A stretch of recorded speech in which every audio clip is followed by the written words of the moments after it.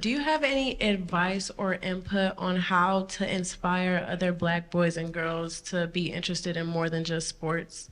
Because your story, you talk a lot about how you did so many different things, and I feel like that's inspirational. Good question. Absolutely. I think my family was really, they allowed me the space to discover as a young kid.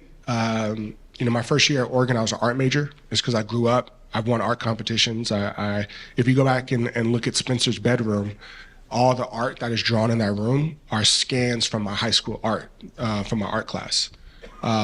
So it didn't matter if I was interested in Pokemon, in Dragon Ball Z, in science club, being a mathlete.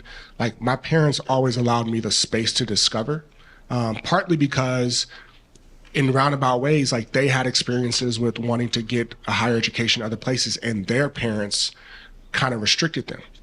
So even for my mom and dad, like, the rule for me to go to college was you have to go either a 2-hour flight or a 4-hour drive away from home, because at that time there was nothing for a 17-year-old kid in Los Angeles. Now, for the young kids, specifically even young Black boys that are here right now listening to this, dive into your hobbies. Explore what your hobbies could look like as a career.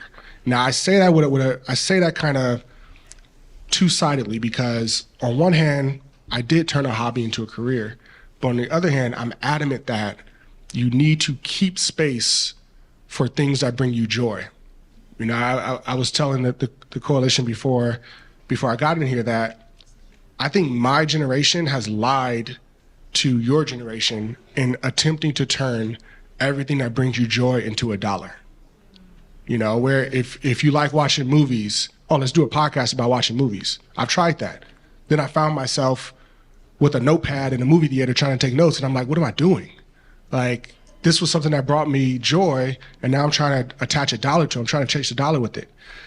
Allow yourself the space to dive into your hobbies, but don't turn everything into a dollar.